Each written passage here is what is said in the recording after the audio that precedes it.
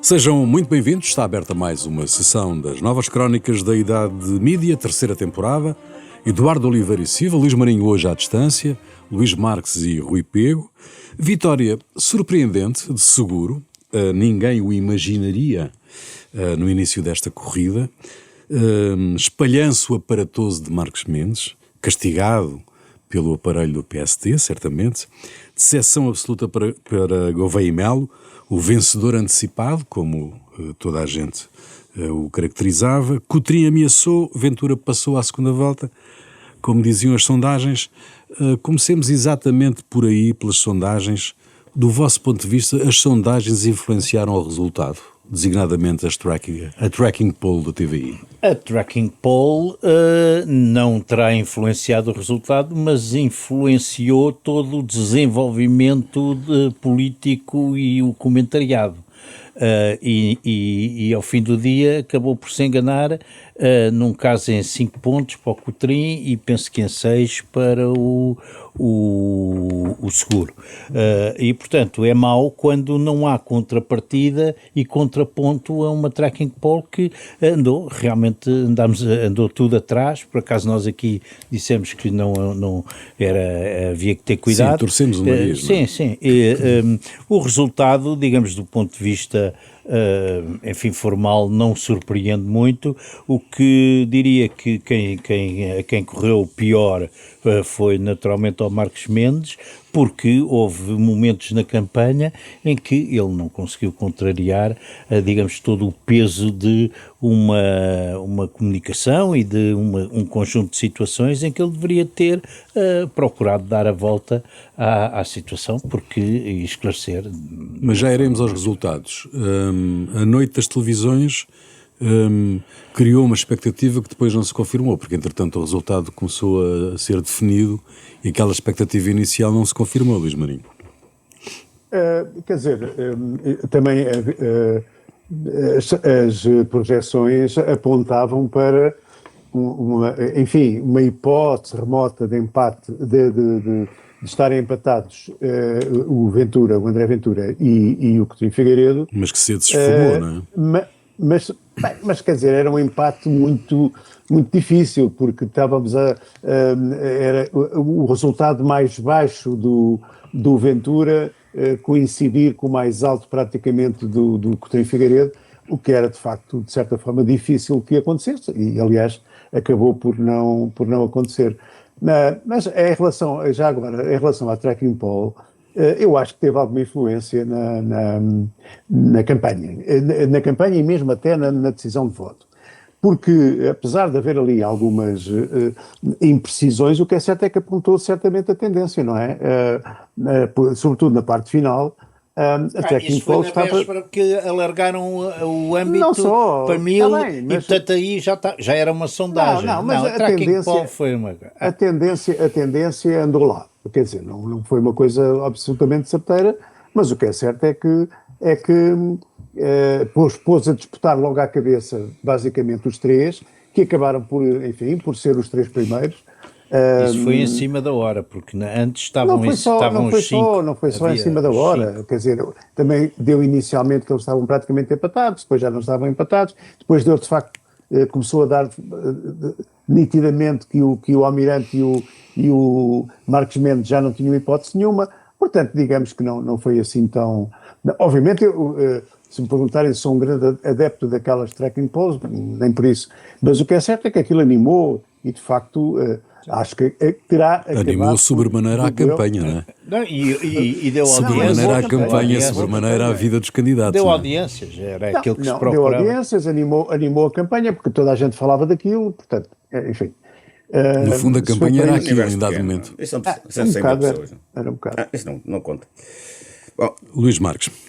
Em relação o que é importante destacar nas sondagens, é que as sondagens à boca da urna praticamente acertaram todas, embora, como o Luís disse, numa delas, penso que até em todas, o Coutinho Figueiredo e o André Ventura tinham ali uma sobreposição, mas era muito ténue, que rapidamente, como disseste, e bem, ficou claramente esclarecido, tanto que não iria acontecer, e a diferença até teve algum significado, mas essas sondagens confirmaram aquilo, portanto, os resultados que vieram a conhecer, sendo que, relativamente às sondagens, o tracking poll, eu não acredito no tracking poll, portanto, a fiabilidade, como já falámos aqui várias vezes, é muito diminuta. Não penso que tenha influenciado. Eu não estou nesse registro de considerar que a tracking poll influencia o voto. Eu acredito que as pessoas votam em consciência. O que se notou nestas eleições foi muita indecisão e muito voto que foi decidido no próprio dia. Aliás, alguns analistas referiram isso, analistas desta área, referiram que muita gente, houve uma percentagem muito elevada, mais elevada do que é habitual, de pessoas que decidiram o voto quase na boca da urna, quase no momento em que estavam a votar. Aliás, eu conheço duas pessoas, até são pessoas que eu conheço, que foi exatamente no momento em que estavam a votar que decidiram, aí até, num caso concreto, até alterar uma decisão que tinham antes. Depois, houve aqui um fenómeno que provavelmente ninguém avaliou suficientemente no resultado do seguro, que foi o voto útil. Ou seja, algo que foi sendo dito ao longo da campanha, que o seguro não conseguia mobilizar o voto do PC e do Bloco de Esquerda e do LIVRE, aliás, porque os próprios afirmavam, tirando o LIVRE, afirmavam que não iriam ceder, portanto, nesse apelo. A verdade é que isso aconteceu. Se verificarmos o resultado do LIVRE, da CDU, do Bloco de Esquerda e do PAN nas eleições legislativas, eles foram mais quase 11%, e nestas eleições, portanto, não passaram dos 4%. Ou seja, essa diferença, este voto útil à esquerda foi todo para o seguro, e que justifica o resultado que o seguro teve e que foi surpreendente e que não estava, na realidade não estava expresso nas sondagens anteriores. Porque, tirando isso, os resultados das sondagens, o que falhou mais, e nós também falámos isso aqui, foi a sondagem na semana passada, penso que do Correio da Manhã de Intercampos, que dava o Marcos Mendes em segundo lugar ainda. Ou seja, o Marcos... Aliás, isso até animou a campanha do Marcos Mendes, que ainda é possível ir lá, chegar lá. Isso aí realmente foi um falhanço estrondoso, porque na realidade isso não aconteceu e o Marcos Mendes teve um péssimo resultado. Enfim, as razões que podem explicar são muitas, podemos analisá-las se quiserem, mas foi um mau resultado para o Marcos Mendes, que provavelmente não, certeza que não merecia um resultado tão baixo, que acabou por ser humilhante. Sim, já lá iremos relativamente às operações das televisões, em geral correram bem, no essencial. A grande disputa destas eleições, como é praticamente tudo igual, não é? Porque há as reações, depois há os partidos a como vão reagir e vão falar, já sabe qual é a mecânica. A grande diferença está sempre nos comentadores, quem é que tem o melhor painel de comentadores. E a competição nestas eleições foi bastante acesa, porque todos tinham bons painéis. Eduardo, não, só para sublinhar a diferença. Diz, Luís. A SIC acabou por ganhar. Sim, já vamos a esse dado, assim ganhou o dia. Sim. Não, só para sublinhar e enfatizar que sondagens, uma coisa é uma sondagem prévia, outra coisa é uma projeção claro, feita já depois das pessoas votarem, mesmo que tenha havido antes. Portanto, é natural que as projeções acertem. As sondagens feitas com 4, 5 dias de antecedência têm que ser vistas de outra maneira. Mas voltando aos média na noite de domingo, para lá dessa vitória da SIC, há aqui uma coisa que eu gostava de ter o vosso comentário, que são as câmaras à saída da missa para o André Ventura, não é? Parece-me uma coisa... as televisões deviam lá ter ido. Quer dizer, não, os outros têm que ir à missa também, não é? Mas o homem pode ir à missa durante o dia, não é? Vai à missa, eles vão atrás. Se for jogar o Euromilhões, também vão atrás. Porque eles chamam-os para depois dizer qualquer coisa. Por acaso foi à missa, mas podia ter ido ver a sogra e também, se calhar, estavam lá. Aqui as televisões vão atrás e eles gerem esses movimentos. Os outros são uns clássicos que põem, vai votar às 12h30 e depois reaparece, chega à sede e depois sobe ou desce no elevador e depois reaparece mais tarde. É evidente que o Ventura vê esses buracos e aparece todo lado. Durante a noite, o André André falar Ventura 3 fez vezes. 3 comícios. 3 Exatamente. comícios. Não é? Então, Conseguiu falar 3 vezes. À saída da igreja, à chegada à sede da candidatura e depois. foi hábil. Foi bastante criticado o facto de ele ir à missa. O Pacheco Pereira até disse, mas a que é que vai à missa às 7 horas? Bom, Ele vai à missa é preciso todos os dizer, domingos, é preciso, suponho eu. é preciso dizer que nas últimas eleições ele foi exatamente a mesma coisa, não é? Ou seja, não é novidade. Ele vai à missa. Não, ele vai sempre à missa. Agora, se é porque ele vai sempre à missa às 7 horas do domingo, ou se vai só nos domingos em que há eleições, isso é uma coisa que nós não podemos operar. Eu não tenho dados para dizer isso. Não é? Isso é uma boa investigação. Uma investigação jornalística. É que igreja é que ele vai à missa? Se ele vai só E sempre a que aos horas domingos e em a que há que missa é eleições... que ele vai? Deve ser a igreja da Expo. Isso, aliás, devia A igreja da ser Expo. considerado pecado até pela igreja. Pois não é? devia. Com certeza, porque não Pois se faz, devia. não é? Não se faz. Bom, Se é ele vai à verdade. missa, imagina, no Campo Grande, do Campo Grande em Lisboa, estou a falar de Lisboa, no Campo Grande, às 10 da manhã ou às 11 da manhã, pá, não devia ir em dia das eleições às 7 da tarde ali àquele sítio. Não o é? que é interessante é que ele tem uma declaração antes da missa, quando ainda não eram conhecidos os resultados, e depois tem uma declaração já depois da missa, quando já são conhecidos, já são Não, ele conhecidos. soube o resultado dentro da missa, Com o que também é certeza. grave. Ou seja, Atenção. alguém ali Em vez de estar deve ter sido um Espírito Santo orelha, que ele estava na missa, não é? Bom, a verdade é a que missa das 7. a reação, mas o que é extraordinário é que ele reage logo ao resultado da sondagem à boca das urnas e reage logo condicionando toda a discussão da noite. Esse é que é extraordinário. É preciso reconhecer. Isso sou eu contra o socialismo. Exatamente. Exato. E isso marca a noite toda e foi ele que a marcou. Ok, já lá iremos a São os resultados. Queres ver os resultados? Sim, Já exatamente, agora, os talvez resultados, os nossos exato. ouvintes não conheçam, mas assim que ganhou o dia, teve os 2 principais programas, o quarto, a TVI ficou em terceiro lugar, e o que é extraordinário, e para mim surpreendente, é que a RTP, que normalmente nos grandes eventos os espectadores têm a tendência de ir à RTP que é uma informação mais fiável, de maior responsabilidade, etc, etc.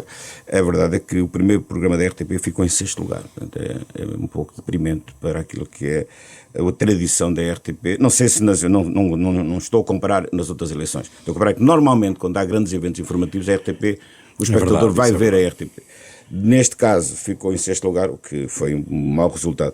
Em relação aos programas, aos canais temáticos, teve a SIC Notícias e a CNN ficaram praticamente empatados, aliás ficaram mesmo empatados praticamente. A CMTV ficou à frente, mas a CMTV é sempre uma coisa que não é bem um canal de informação, um canal jornalista.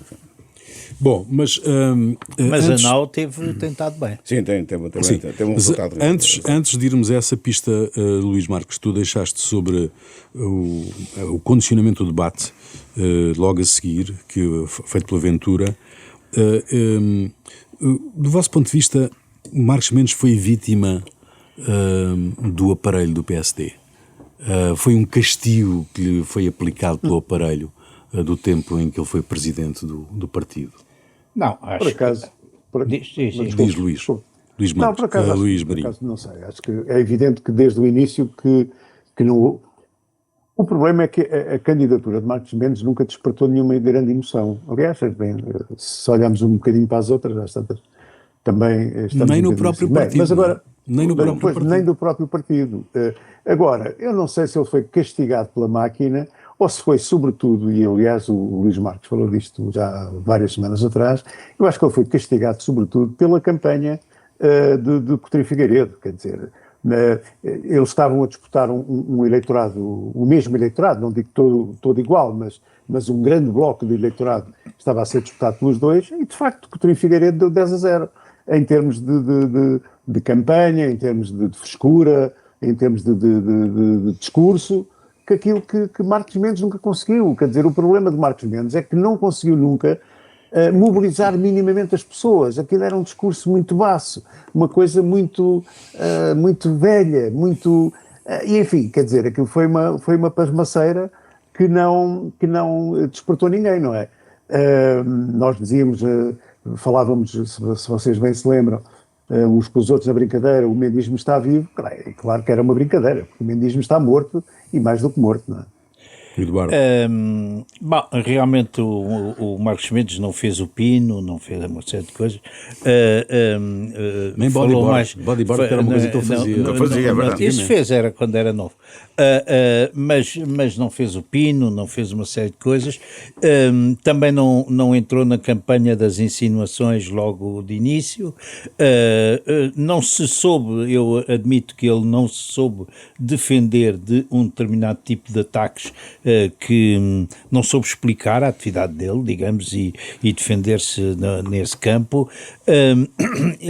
É claro que o PSD, no seu conjunto, o PSD sempre foi assim, interclassista, multipolar, e, portanto, o PSD nunca está de acordo com nada em absoluto. O PSD divide-se e parte-se, portanto, partiu-se agora com ele, como já se partiu com o Rio, já se partiu com o Balsemão, já se partiu com o Sá Carneiro à metade. Uma cisão, portanto, até. Sim, exatamente, uma cisão, portanto, deu origem a uma grande decisão, as opções inadiáveis, e, portanto, e ainda se há de partir outra vez e lá mais para a frente. Mas e, portanto, o PSD é assim. Eu penso que o Marcos Mendes também sofre de um outro tipo de problema que eu não sei se consigo explicar bem. É que uma coisa é as pessoas terem carisma e outra coisa é as pessoas terem simpatia pessoal. As pessoas que são carismáticas para ganhar eleições não são forçosamente muito populares quando se aproximam. O Marcos Mendes é uma pessoa simpática, como é o António José Seguro, são pessoas simpáticas. Ter carisma no sentido do Sá Carneiro, do Cavaco, de outras coisas, e em certa medida do Ventura, porque não fossem as ideiazinhas, se calhar o homem ia lá, não é? Bom, em relação à campanha do Marcos Mendes, o erro, no meu entender, e aliás houve uma conversa de amigos que há mais de um ano eu disse isso, numa conversa, como eu já disse, portanto, sobre política em geral, ele já tinha apresentado a candidatura. Foi um problema, para mim foi um problema de posicionamento. O Marcos Mendes tinha um problema à partida, que era alguém totalmente identificado com o regime dos últimos 40 anos. Sempre por dentro do sistema, sempre por dentro. Ele só podia ter uma prestação diferente, e eventualmente ganhar as eleições, se conseguisse sair desse formato e reinventar-se enquanto personagem político. O que significava fazer essa reinvenção. Eu não sei como é que isso fazia, mas admito que isso pudesse ser feito. Aliás, foi feito noutros países. Aliás, nessa altura, nessa conversa, até lhe dei um exemplo concreto específico. Mas, sobretudo, ter uma estratégia para os jovens. E ele não conseguiu ter. Para mim, o que me espanta um pouco negativamente, e para minha surpresa até, é que ele chegou às eleições sem uma estratégia comunicacional para os jovens. Não teve presença nas redes sociais, não teve nenhum tipo de linguagem específica para os jovens e refugiou-se naquela proposta um bocado absurda que é ter um jovem no Conselho de Estado como se isso motivasse alguém. Ou seja, ele não conseguiu ajustar a sua linguagem e a sua comunicação às novas gerações. E como vimos, as novas gerações foram decisivas, portanto, em alguns dos resultados, nomeadamente o do Coutinho. Em relação ao aparelho, só a dar aqui uma resposta. Da minha experiência pessoal, porque em Pombal fui convidado para uma sessão e estive, notei uma mobilização do aparelho, mas também notei divisões. Isso era absolutamente claro e evidente. E o aparelho do PSD, quando castiga, aquilo tem resultado, não é? Deixa-me só dizer uma coisa. Do ponto de vista das qualidades para a função, o Marcos Mendes estava perfeitamente capaz. Isso não é Não, eu sei, está bem. Mas, por exemplo, como está o seguro, na noite eleitoral, sim, claro. na noite eleitoral, passou um bocado à margem a derrota do Almirante. Foi muito pouco comentada, Luís Marinho. O Almirante foi protegido pelos comentadores? Não sei, quer dizer, na noite eleitoral, não sei, acho que na noite eleitoral as pessoas dividiram-se muito, por um lado da vitória do Seguro, por um lado quem foi mais castigado, passagem à segunda volta, o medo do Ventura. Sim, exatamente, muito à volta do Ventura, mas isso já é habitual, já é um clássico. Em relação ao Almirante, o Almirante foi um bocadinho aquilo que nós diríamos na Batalha Naval, foi um tiro no porta-aviões, não é? Portanto, não teve hipótese nenhuma. Aliás, começou-se a perceber, nós falámos disso, vínhamos falando disso, começou-se a perceber que o Almirante dificilmente, muito dificilmente iria conseguir passar à segunda volta, muito à conta da ausência de discurso, de qualquer coisa que fosse mobilizadora e sobretudo que fosse nova, porque de facto a pessoa que vinha de fora, completamente de fora do sistema, que foi, aliás, tentou dizer isso, tentou que essa mensagem passasse, a história do meu partido é Portugal, etc, etc, mas isso de facto não passou. E o que foi acontecendo em relação ao Almirante é que se foi percebendo que ele tem uma excelente imagem, sobretudo quando estava fardado, não é? Quando estava fardado tinha uma imagem fabulosa. A farda quando tirou a farda, a coisa não ficou melhor. E depois o discurso não ajudou. Quer dizer, portanto, percebeu-se que ele não tinha muitas ideias e que a coisa não iria funcionar. E pronto, e foi, digamos, a desgraça do Almirante, na minha perspectiva, foi essa, não é? Para mim, o que foi fatal para o Almirante foi a candidatura do Ventura. A candidatura do Ventura, sim, claro. Se o Ventura não se tivesse candidatado, como aliás ele teria hipótese. Chegou a ser negociado e havia essa expectativa, tanto quanto se percebe, ele teria hipótese. Agora, o Ventura matou. Isso para mim foi claro. Só mais uma referência final, só em relação às televisões. Não sei se devem ter reparado que nós já somos de uma geração que não nos reconhecemos nestes repórteres, não é? Portanto, que eu registro aliás, com agrado. A renovação dos repórteres no terreno, e em geral de muita qualidade. E já agora, já que estou a fazer este tipo de referência, refiro um que se mantém firme e irto, firme. No sentido do jargão habitual da palavra, que é o nosso José Manuel Mestre, continua ali firme na cima, desde sempre. É praticamente dos únicos, mas vê-lo no terreno deixa-nos orgulhosos. A nossa geração ainda está ali firme, entre tantos jovens, qualidade em geral, não é? Uma boa qualidade, uma boa safra. E nunca prescindir de estar no terreno, não é? Porque ele podia estar noutros planos. Nunca abandonou, isso é muito bom. Claro, vamos correr para a segunda volta, obviamente, durante 2 semanas de campanha oficial, mas a campanha já começou imediatamente naquele dia à noite, como tu próprio há bocado disseste, Luís Marques. Combate entre democratas e extremistas, diz Seguro. Ventura quer o voto do povo não socialista, não é? Portanto, com ele condicionou imediatamente o debate em torno da segunda volta das eleições. Está em causa o regime fundado no 25 de Abril? Não está e penso que, aliás, concordo com o João Miguel Tavares, que no público desta segunda-feira, se não me engano, ou terça, diz uma coisa com a qual eu concordo, que é, se o Seguro colocar esta segunda volta numa lógica extremistas contra democratas, é um erro. Não é isso que está em causa, muita gente vai votar no Ventura, não são extremistas. Há outros valores que são importantes, os valores da moderação, os valores da ausência de radicalismos, portanto, as xenofobias. Essas sim são relevantes.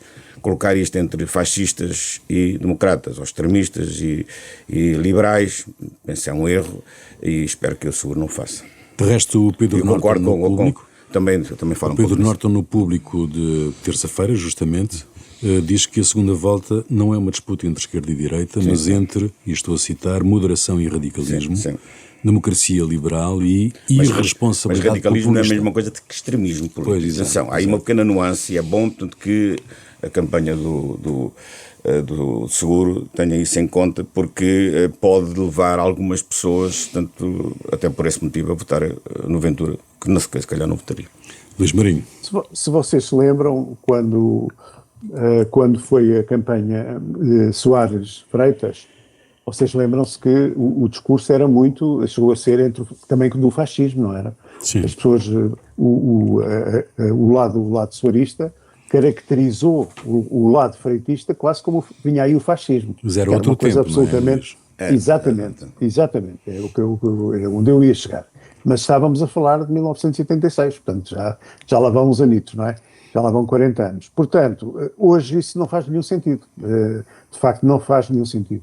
Faz muito mais sentido, de facto, aquilo que o Pedro Norton descreveu. Portanto, as pessoas vão ter que escolher entre a moderação, a sensatez, etc., etc., e um radicalismo, portanto, uma posição absolutamente...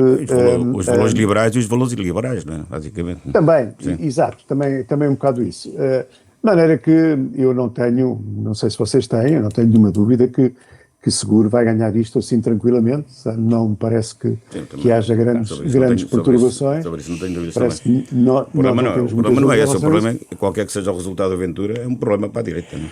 Não, mas o que eu acho é que se Ventura conseguir uma fasquia perto dos 40%, que de facto há mesmo aqui um problema grave para a direita. Mas também por isso. Será sem dúvida o líder da direita em Portugal. Mas também por isso, não há só uma direita, não é? E portanto, também por isso é politicamente avisado, Eduardo, que Montenegro não tenha explicado onde é que vai pôr o papelinho. Por aquilo que eu disse há bocado, o PSD é interclassista multipolar e, portanto, não pode porque, enfim, embora a maioria das pessoas se vá orientar para o Seguro, pode haver uma outra tendência, enfim, lá dentro que não vá nisso. Mas com 35% ou 40% na segunda volta do Ventura, Montenegro terá um problema no Parlamento sério, não? Até porque boa parte do Chega vem ali do próprio PSD, não é? De uma franja. E depois há o Dalai Passos, que não se sabe o que é que ele pensa, está lá na coisa, em Katmandu, e portanto, há aquela esperança daquela direita que vem aí e que resolve os problemas todos e tal. Mas não, eu acho que confundir o Montenegro com qualquer problema que possa haver ou com 40% das eleições, eu penso que mesmo que o Ventura chegue aos 40%, não vai ser esse o problema. O problema é que o Montenegro não podia dizer outra coisa porque tem no Parlamento de um lado encostado o PS e do outro lado o Chega, e portanto ele tem que andar ali na corda bamba, portanto, e ai dele se dissesse uma coisa para um lado ou para o outro, portanto fez muito bem, e eu faria, qualquer um de nós faria a mesma coisa. Relativamente ao Ventura, eu penso que o problema relativamente, eu faria a mesma coisa, não dizia nada, eu faria a mesma coisa, não dizia, vote cada um, vote como quiser, pronto, é bem. Se estivesse no lugar dele, hoje em dia, mas que tu achavas que ele devia dizer qualquer coisa? Não estou a dizer isto. Não, é que eu queria depois acabar o raciocínio, deixa-me só. Porque depois há outra coisa, é que o Ventura, não podemos também dizer que ele é um maluquinho radical da extrema-direita, porque ele não é isso. Ele até recuperou os votos do Partido Comunista, ele é o voto do descontente, do descamisado e também dos tipos que estão cansados de que toda a gente a viver de subsídios e à pala dos descontos que os outros fizeram. E, portanto, nesse sentido...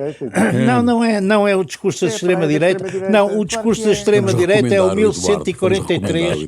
Não, o discurso olha, vê o que é a Alemanha, isso não é o discurso da extrema-direita. O discurso... isto é um discurso... Em França não tem nada a ver, Luís. A Frente Nacional não recuperou os votos todos dos comunistas. Mas a Frente Nacional não é naquele sentido, não é o AfD da Alemanha, são outras coisas, são problemas sociais que são transportados através de um determinado tipo de linguagem que ele tem. Portanto, acharem é diferente, tem mesmo, são nazis esses, e o Ventura, desse ponto de vista, do meu ponto de vista, não é um nazi. Portanto, é evidente nem eu o classifico de extrema-direita, eu classifico, é uma direita radical, como a certa altura o Dr. Portas com a Lavoura era mais ou menos a mesma coisa. E portanto não acho nada que seja. Agora, é evidente que eu penso que ele vai ter uma derrota grande e que mas não sei se é assim tão seguro. Não sei se é assim tão seguro. Aí já é uma interpretação. Não, porque se tomares como referência o Conselho Tipo, que é Santarém, não é? Sim. O Seguro ganhou por 1.200 votos, pouco mais do que isso, não é? Sim, é para mim claro. Mas agora quero ouvir Luís Marques. É para mim claro que o Seguro vai ganhar estas eleições. Para toda a gente. Até 30 e tal %. Basta que o PSD se divida à metade, ele ganha, não é? Agora, aí não concordo, mas não concordo com o Eduardo, quando ele subestima um resultado do Ventura entre os 35% e os 40%. É evidente. Se o Ventura tiver um resultado acima do resultado que o próprio Montenegro teve nas últimas eleições, ou seja, acima dos 33%, 34%, é um grande resultado para ele. Coloca-o claramente como líder da direita, coloca a agenda dele no espaço político e condiciona muito a ação do governo. E vai ter uma corça, e o Montenegro vai ter uma corça no Parlamento. Isso para mim é evidente. Não é? É uma criatura que nem quer ser Presidente da República. Bem, mas tem espaço político. Tem 40% do eleitorado. Sim, mas ganha espaço político, não é? Isso é evidente. Sobre isso não há dúvida nenhuma. Agora, que isso condiciona... tu estás a... É preciso distinguir aqui duas coisas. Isso condiciona a atividade do Montenegro. Não condiciona nada. Não, está bem. Mas tens que isto do ponto de vista político, ideológico e social. Isso é o fascismo que anda aí, da malta que quer e tal. Não é o fascismo, Eduardo, é alguém, é um político que tem 40% do eleitorado. Se ele ganhar, se ele fizer 35% ou 40%, é uma realidade comprovada. Sim, mas não é a mesma coisa do que fazerem as legislativas. Sim, claro que não é. Se calhar o Pato Donald também fazia agora 40% em legislativo. É difícil aceitar tanta força do Ventura, mas está bem, é um problema teu, vais levar com ele. Nós temos que avançar em questão. Não, até porque eu acho que ele tem muita razão. Vocês ainda agora me estavam a contradizer quando eu digo que as pessoas que estão cansadas de pagar para os outros. E ele representa também isso. Representa os descamisados e as pessoas de classe média e média alta que estão fartas de aturar determinados abusos e realmente aquilo que são os abusos dos tipos que têm as casas e que não as pagam e todo esse conjunto. E em Belém faz o quê? Em Belém fará o quê? Pois é isso que eu digo, não está lá a fazer nada, não é a praia dele. Tendo tu razão em algumas coisas que estás a dizer, talvez não em todas, então porque é que subestimas a importância e o peso que o Ventura tem? Tá bem, mas transporta-se para o debate político e para a discussão política. Ganha legitimidade popular. Bom, nós tínhamos aqui muito mais, mas vamos ter seguramente muito mais tempo para conversarmos ao longo destas 3 semanas. Três longas semanas. Anulados dois argumentos meus por fora de jogo. Exato, pois claro. Foram 3 os golos anulados ao PSG, por acaso. Foram 3 golos anulados ao PSG. Ora, vejam lá se entendem. Eram os 3 ilegais. Ele é que está habituado a ganhar com golos ilegais. Não, mas só foram 2, Rui. Acho que foram 3. Vejam lá se entendem. Acho que é o primeiro que é preciso de falta, é o segundo que tem fora de jogo e é o terceiro que tem uma carga sobre Rui Silva. E depois para a semana... São 3 golos. Bom, mas há uma coisa que as televisões fizeram e pegaram, só para nós podermos avançar aqui um bocadinho a ver se conseguimos ir ao discurso do Trump, que acabou há pouco tempo. Em Davos. Se é que acabou. Começamos o homem que continua a falar. Nós hoje estamos quarta-feira. Neste momento está o Montenegro. Esperemos que seja mais curto. Mas a Polymarket, que já foi declarada ilegal pelo regulador português, teve uma difusão nas televisões sobre as apostas nas eleições e o regulador já disse que é ilegal, mas que continua disponível, entretanto, para os operadores nacionais, apesar deste bloqueio das autoridades portuguesas, onde, de acordo com a legislação, em Portugal só pode haver apostas de desporto, corridas de cavalos e outra coisa qualquer, e casinos, não é? Não pode haver sobre eleições. Foi avisado dar visibilidade a esta organização? Não acho que seja um bom Perfeito sintoma. Perfeito disparate. De qualquer forma, por falar em apostas... É muito usual noutros países, não é? Sim, mas em Portugal é Estados ilegal. Unidos, por exemplo. Em Portugal é ilegal e os média pegaram naquilo e fazem... Os telejornais. Exato. Os telejornais deram grandes reportagens sobre aquilo. Acho uma coisa absolutamente inenarrável. Até parecia um incentivo, não é? Exatamente. Mas a maioria da publicidade hoje é sobre apostas, não é? Mas alguns países, os resultados do Polymarket são indicadores mais relevantes que as sondagens para o voto. Para o voto, sim. Exato. Não, e esta também foi utilizada um bocado como indicador para o voto. Bom, 2 referências rápidas. SIC verifica ganha ao polígrafo, o que é extraordinário, não é? Já falámos aqui que o polígrafo saiu da SIC, uma situação um pouco estranha, no dia em que seria o contrato renovado, e foi para a TVI, mas na primeira semana, nesta segunda-feira, que foi o primeiro dia em que os dois programas tiveram em confronto, o Polígrafo, que estava na SIC, agora da TVI, e o novo programa que a SIC criou, que é o SIC Verifica, não gosto do nome, devo aqui dizer Verifica, não me parece um nome muito feliz, mas a SIC ganhou com 872 mil espectadores contra 773 mil espectadores. Isto é irónico, mas é uma boa ironia para o lado da SIC, sendo que também é bom elogiar tanto o João Moleira, que é o apresentador do Polígrafo, tem sido, e agora é apresentador do SIC Verifica, e faz isto muito bem. E o Vasco Galinha foi ao Parlamento dizer que o governo o proibiu. Não é Vasco, é Marco Galinha foi ao Parlamento dizer que não pode falar com o governo e que cortou relações com o governo porque o governo mandou dizer que não quer falar com ele. Não, o governo é que cortou com ele, não é? Mas ele depois disso também cortou. Mas a Vasco, mas a notícia, a falar da Vasco. O início da notícia é que ao que parece o ministro o Leitão Amaro proibiu contactos com o Vasco. Bem, não sei se está confirmado, tentei confirmar, mas não consegui confirmar. Tudo indica que a distribuição de jornais vai mesmo parar para o interior, e eu não falo só vou voltar a dizer aquilo que sempre disse, não é só os jornais clássicos e, digamos, institucionais, é também todas as revistas de pessoas, todas as revistas de, sei lá, de culinária, tricô. Mas este corte pode ter a ver com o facto do governo ter uma outra solução, designadamente aquela. Não sabe qual é, não é? Se tem que diga. Pois, designadamente aquela. O Luís Marques já falou disto para aí 50 vezes. Eu já sugeri várias vezes para que temos que oferecer transistor ao ministro Leitão Amaro. Há várias empresas que podiam fazer isso. O Vasco não. Sim, infelizmente tem o monopólio, mas não devia ter. Já houve várias distribuidoras de jornais. Já sugeriste o CTT.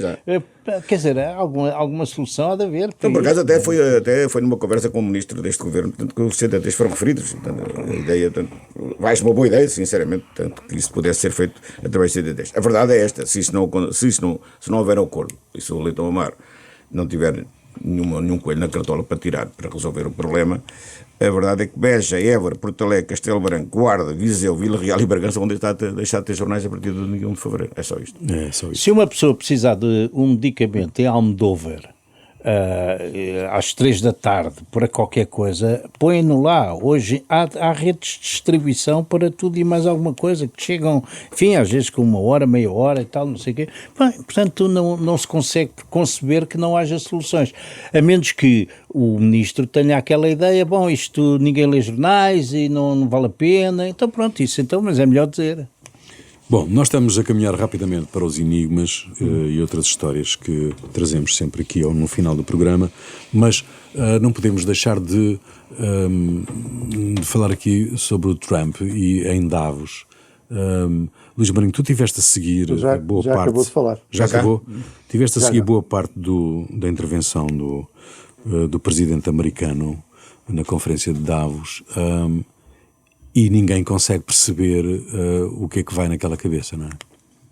Não, houve uma altura que pensei que estava a ser um filme, portanto, pensei que isto era uma obra de ficção, não era de facto o presidente dos Estados Unidos, porque há muito tempo que eu não assistia a um discurso tão errático e, sobretudo, a um tipo de linguagem que é uma coisa, enfim, ele deixa de contar histórias, que disse ao Macron, Emanuel, ou tu queres assim, ou levas com 30%. E eu depois, ele disse-me não sei o quê, eu disse, então é 38%. Mas depois fui bonzinho e desci. Quer dizer, é uma coisa, olha para a Groenlândia e diz aquilo, há um pedaço de gelo ali em cima. Um bocadinho de terra. Quem é que quer? Depois tem lá um bocadinho de terra, é só gelo. Epá, é uma coisa que não tem qualquer tipo de explicação. E depois...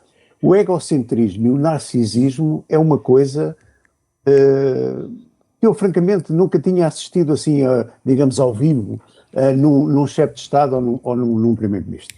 Admito que nos tempos do Hitler, etc., que as coisas funcionassem assim, mas quer dizer, nos tempos modernos e numa sociedade democrática, eu achei, sempre pensei, que isto não era possível, quer dizer, que um tipo de discurso deste não era possível, porque o indivíduo, tudo aquilo que fez foi uma coisa, nunca tinha sido feito, Não, ele diz que a NATO nunca, foi ele praticamente que sustentou a NATO, foi ele que fez não sei o quê, a América nunca esteve tão bem, a economia da América é uma coisa absolutamente fabulosa, estava de rastros, quer dizer, quando tudo isto é falso. Quer dizer, os números não apontam nada daquilo, quer dizer, é uma coisa facilmente desmontável, mas ele tem este discurso que é absolutamente inenarrável, não...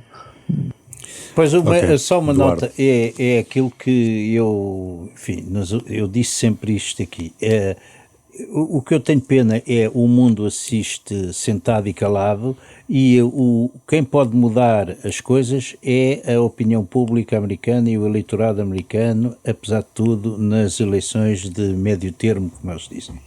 Veremos, oxalá, qualquer coisa mude. Luís? Bom, o Luís já caracterizou o discurso do Trump, é inconcebível, porque ele vai saltando tanto coisas para coisas, mistura tudo, a guerra na Ucrânia, a Groenlândia, a NATO, a habitação, os problemas da habitação, os problemas, as tarifas, ou a inflação, ou os jovens, ou isto e aquilo e tal, ou os medicamentos, depois mete-se com a primeira-ministra da Suíça, depois de ter desancado no Macron, e depois diz, estou a olhar aqui para a minha frente e vejo pessoas de cabeça baixa, porque depois, para eles, dependem dos Estados Unidos, nós é que vos pagamos. Enfim, que é uma coisa humilhante para toda aquela gente. Depois mete-se com os empresários, vocês estão a ganhar muito dinheiro, isto é uma usura que vocês estão a levar às pessoas. Enfim, aquilo é um espetáculo. Exatamente. Que não tem, aquilo não tem, quer dizer, é um pouco diferente do Hitler, apesar de tudo. Este caso é errado, isto é entretenimento puro, não é? O Hitler, estou a dizer em termos de egocentrismo. Para mim, a imagem, ele é o Fidel Castro da direita. É o Fidel Castro da direita. Mas com um discurso mais incoerente que o Fidel Castro, porque o Fidel Castro, apesar de tudo aquilo, é muito mais incoerente, que ele vai saltitando coisas um bocado estranho. Agora, a questão é esta. A verdade é que ele disse ali 2 ou 3 coisas também que são verdades. Não é? Portanto, que verdade. A única entidade que pode garantir a segurança da Groenlândia são os Estados Unidos. Isso é verdade. E vais saber, portanto, aquilo que esta palhaçada para que é a Europa estar a mandar tropa para um território. Tropa quer dizer 15 soldados de um, 13 de outro, 2 de outro. É isso que eu ia dizer. Agora da Suécia. Mas estão a brincar. Já foram mais. Ainda por cima para um território que nem sequer era da União Europeia. Agora é que descobriram que aquela Groenlândia existe. Bom, numa conferência onde apareceu também Emmanuel Macron, de óculos escuros, continua de óculos escuros. Esse é o meu enigma. Tem um olho à belenenses, acho eu. Atenção que é o meu enigma. Os grandes enigmas e outras histórias, já a seguir. Os óculos ficam-lhe bem. Os grandes enigmas e outras histórias. Quem quer começar? Luís Marinho, começas tu, estás à distância. Eu posso, é exatamente por causa do Macron. O meu enigma era porque é que o presidente de França anda de óculos escuros. Afinal, já se sabe que foi um derrame que o senhor teve, até se começaram a dizer piadas com alguma graça por causa das relações com a mulher, mas de facto não foi nada, foi tudo bem. Tem um olho à belenense, eu acho. Foi mesmo só um derrame que acontece a todos, não é? Bom, muito bem. O meu enigma é muito simples. Quem são os 2 Salazares que Ventura leva à segunda volta? É esse o enigma. Está feito preciso de 3 Salazares. São precisos 3. Tens alguma aposta? Quem são os outros 2 que ele leva? Bom, o meu é muito simples, é uma pergunta. Há uma total desregulação da propaganda política, que normalmente quando há eleições não tem grande problema, porque as eleições são de 4 em 4 anos, podem ver aí outdoors e cartazes durante um ano, para que ninguém liga nenhuma, mas também não afeta nada. O problema é que agora afeta, não é? Porque houve umas eleições, há outdoors por todo lado dos candidatos, há umas segundas voltas, há uma segunda volta que vai começar daqui a uma semana, e o país poluído de cartazes com o Almirante e com isto e com quando as pessoas vão votar só em 2. E ainda há uns autarcas. Bom, ou seja, há isso tudo. Bom, é preciso dizer que a lei obriga à remoção da propaganda política 10 dias depois da sua fixação, depois das eleições. E quem compete? E quem compete é aos partidos. Se os partidos não o fizerem, a polícia ou as autoridades públicas vão ter que o fazer. Ou seja, vou ver, tenho alguma grande curiosidade, se isso vai acontecer, porque é bizarro entrarmos numa segunda volta com os cartazes do Seguro e do Ventura, para a segunda volta misturado com cartazes da primeira volta de pessoas que já não são candidatos. Veremos o que é que vai acontecer. Eduardo Oliveira Silva. Não, a minha não é um enigma, é uma reflexão sobre o que há uma diferença profunda nestes candidatos à presidência da República, é que depois de um interregno de 10 anos com o presidente Marcelo, nós vamos voltar a ter uma primeira-dama em Belém.